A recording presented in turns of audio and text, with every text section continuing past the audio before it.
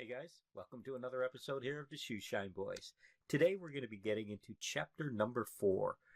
The working title is called Silent Leverage. Don't know if that's going to stick, if that's going to actually be the final title, but for the moment I'm referring to it as Silent Leverage. Now again, if you're a first timer here, please go to the playlist and start from chapter 1, because again what this is there's going to be 39 chapters. Each week I go into a very detailed storytelling format of the chapters. So again, you don't want to be starting on chapter 4. Start from chapter 1. Again, also too, don't forget guys that you can download the entire book, 420 pages. There's a PDF link in the description. All you gotta do is just click the link, type in your email address.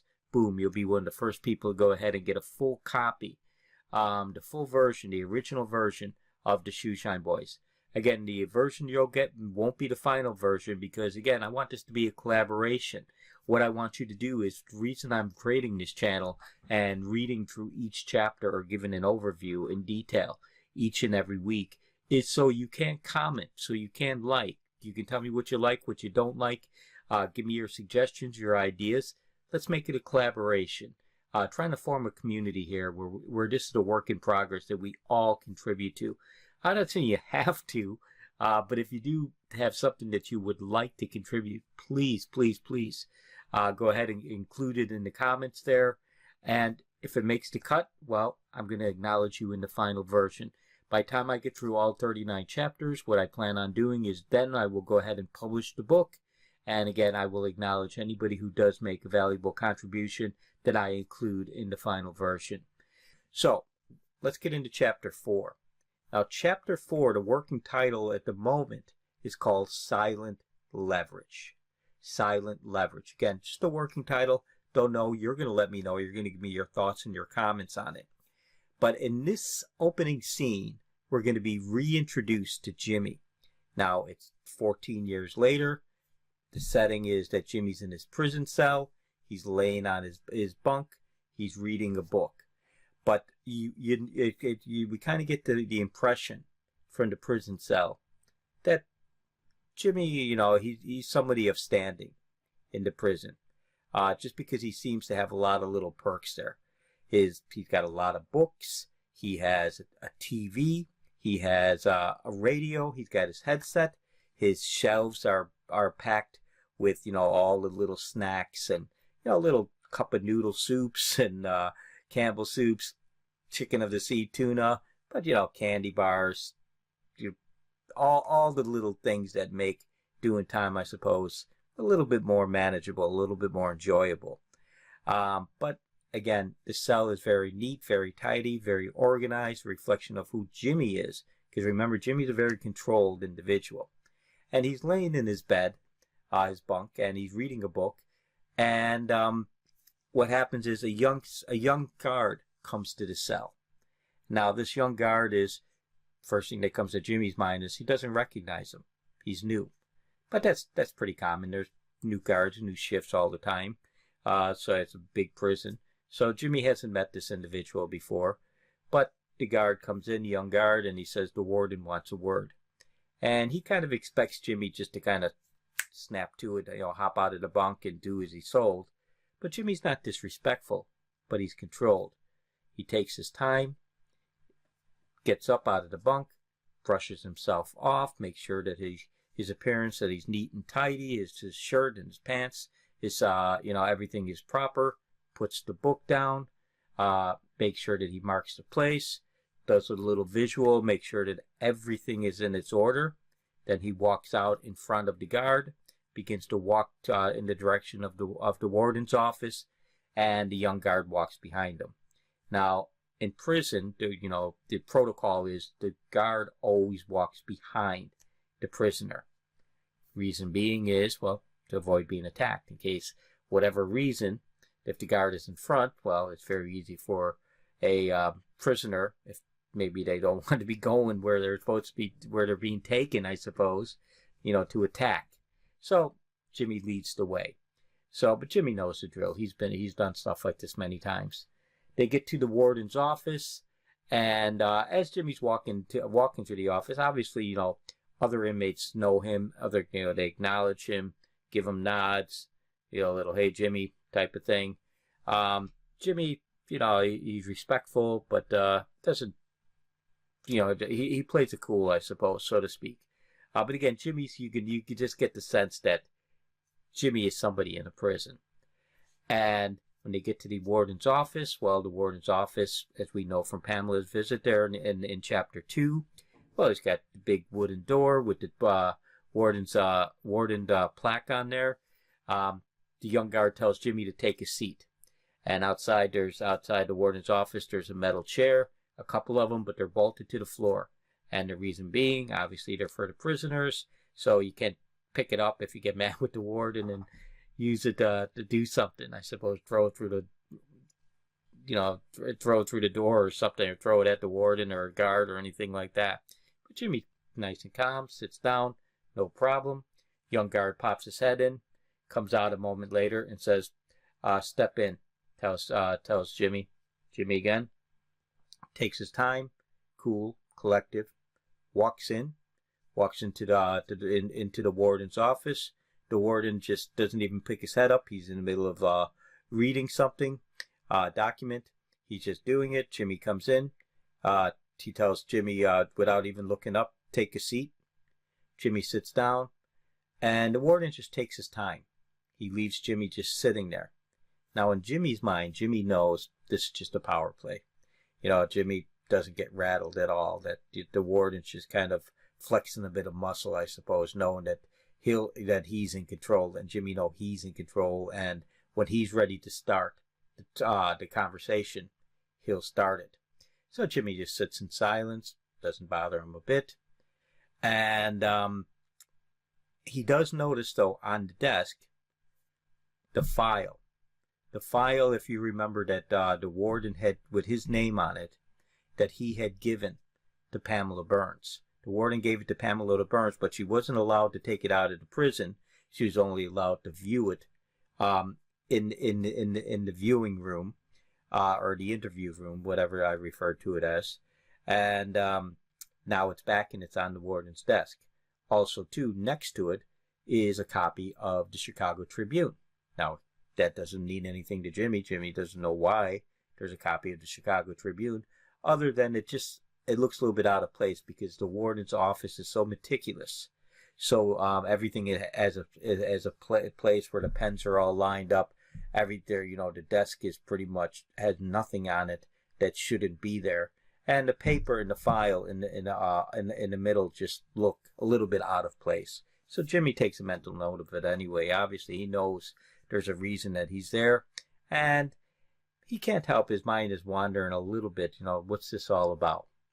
He knows he hasn't done anything that the warden would be aware of that would warrant calling him in to reprimand him or anything. He hasn't done anything. Jimmy doesn't. He follows the rules for the most part. Definitely nothing that the warden would be aware of. So anyway, after a moment or so, the warden looks up and he tells Jimmy that primarily, he asked Jimmy if he knows who Pamela Burns is. And Jimmy takes a moment and he says, I believe so. I think I've come across her in the papers. And the warden picks up the copy of the Chicago Tribunes, flicks to her column, shows her picture. And Jimmy says, good looking woman. Like that. And the warden's like, yes, I agree. And so what she is, she's a very attractive woman. But primarily, he says, the warden goes on to explain, I had the privilege of meeting her recently. And he goes on to talk about saying that, basically she came to the prison. We had a meeting.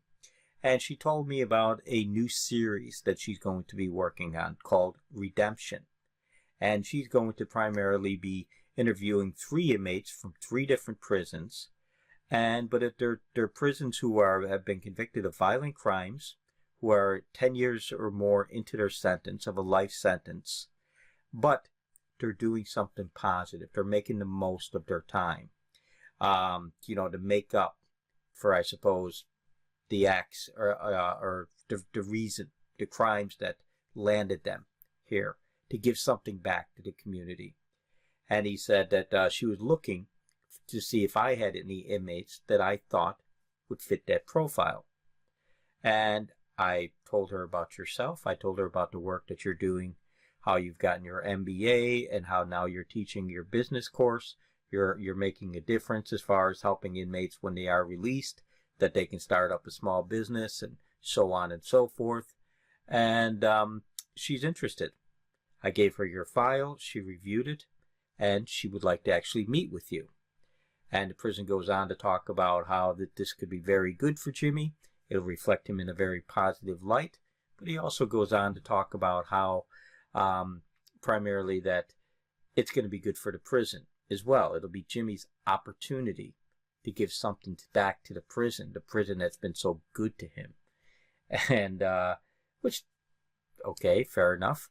But he says, it'll reflect this in a very positive light because it's going to be a syndicated article. It's going to go across nationwide, and it'll highlight the prison and the good work that we're doing. And Jimmy, in his mind, knows there's a reason that the warden wants this. It's the good PR. And chances are it's probably going to help the warden as well, that it's going to probably talk about the warden, and it's probably going to go ahead and be positive reflection on him in some way, as well as the prison, and it's going to probably help him in his career or whatever his future endeavors are. Because Jimmy's sharp enough. He knows that the warden's not doing this just to help Pamela Burns or to help Jimmy. There's something in it for him, and Jimmy knows this.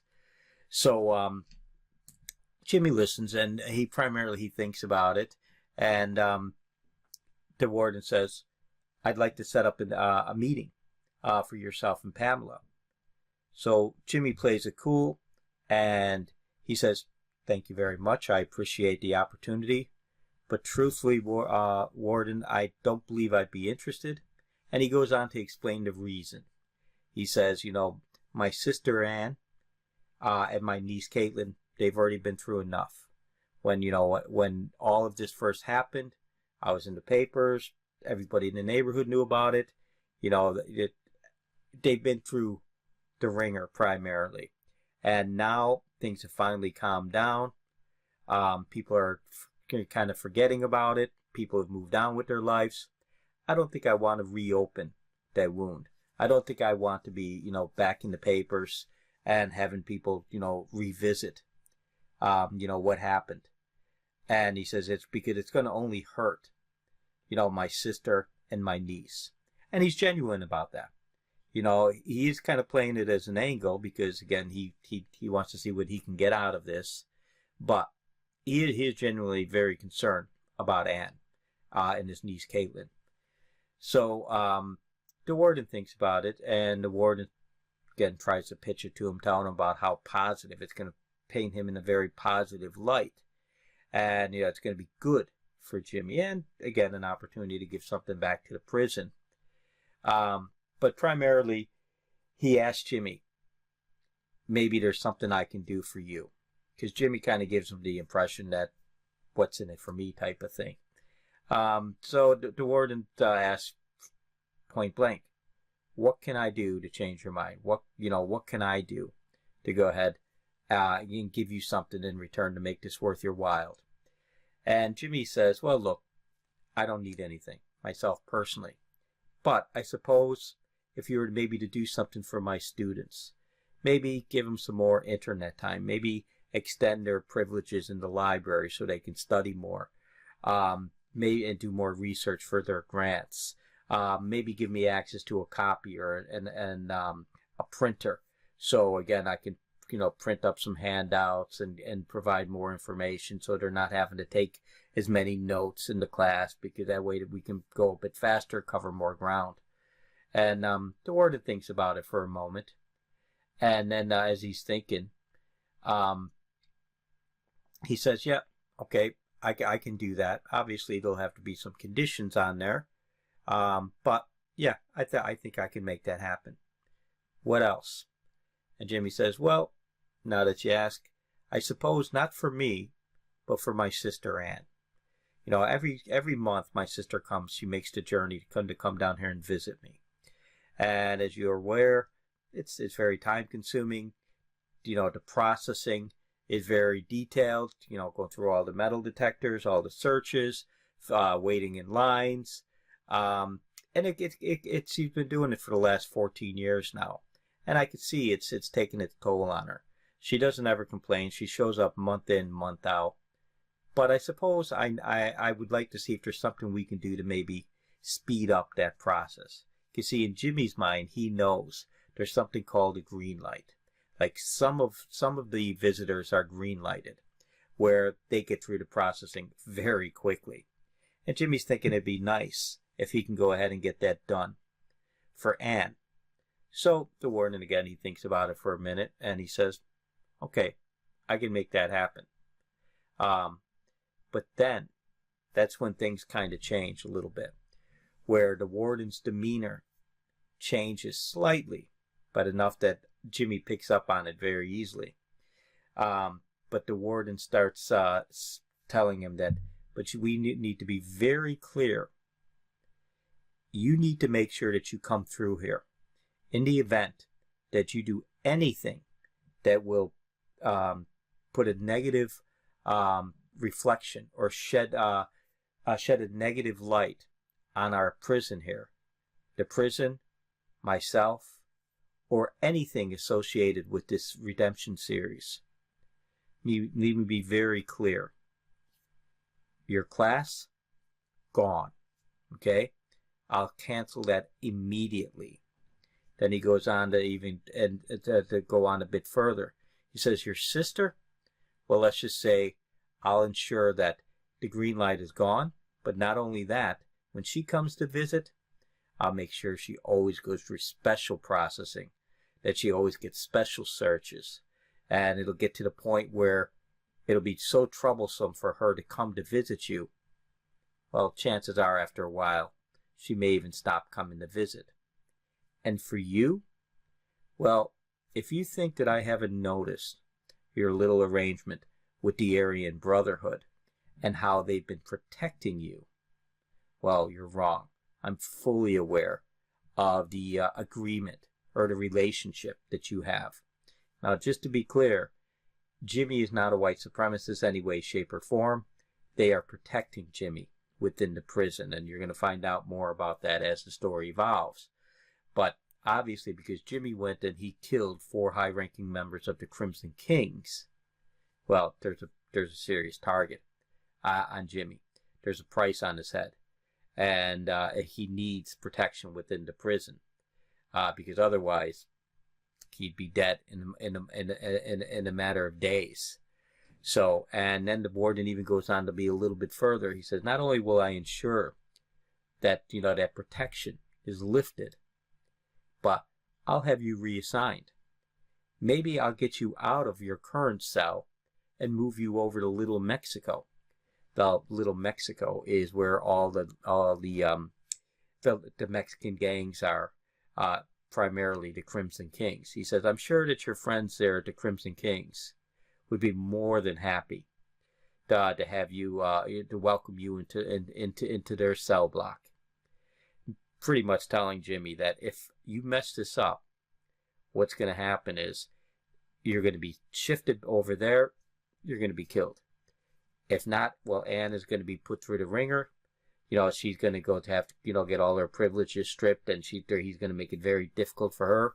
And I'm going to strip everything away and cancel your class.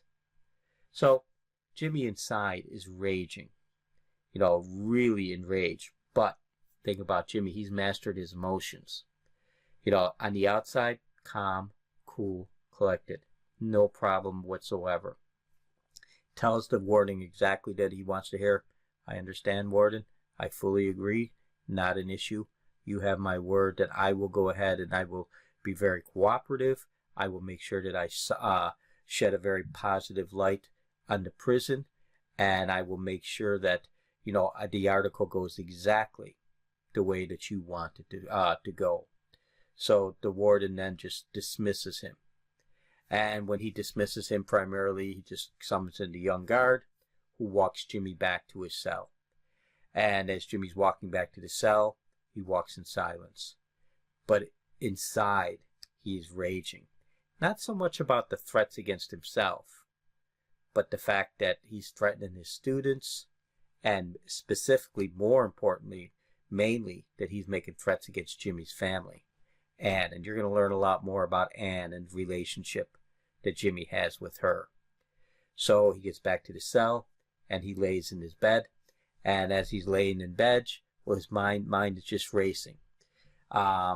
He's primarily, he's obviously really, really bothered, upset, pissed off that the warden would go ahead and make threats, against him. He doesn't really mind so much.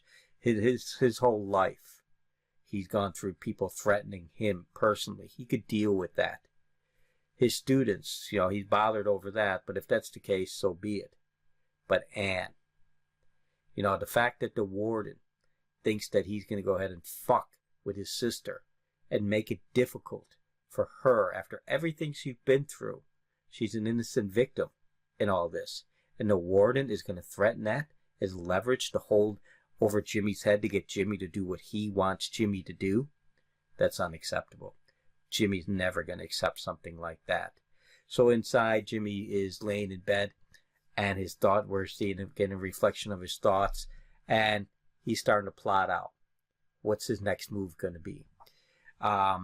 He knows that he can't allow the warden to get this kind of leverage on him. He cannot allow the warden to get away with making threats against his family. He needs to make sure that he sends a message to the warden to let the warden know, you never, ever fuck with my family or the people I care about. You can do what you want to me if that's what you want to do, but you leave the people I care about alone. So Jimmy's in his bed, and he's thinking of his next move. So that's where the chapter ends up. So, next week, Chapter 5. Chapter 5 is going to be exciting for the point that Jimmy and Pamela have their first meeting. And this is where the story really begins to evolve. Because what's going to happen, Jimmy's going to start to tell Pamela his story. How all of this came to light. Where primarily how he got his start in the light. Everything. Him and Pamela are going to have a lot of interviews, and Jimmy's going to tell her a lot. But again, you'll find out as he goes along. But it's going to be an exciting chapter. So make sure that you don't miss it. Again, also too, please like, subscribe, make sure that you leave those comments. Again, I really want this to be somewhat of a community where we all, a collaboration on the Shoeshine Boys writing this.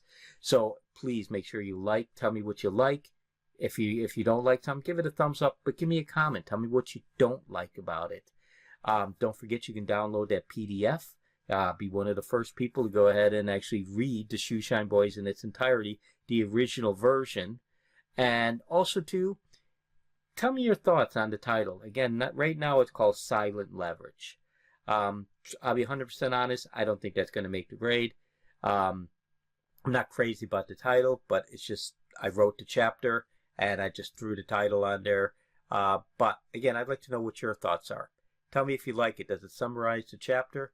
Or do you have a better idea? Leave it in the comments.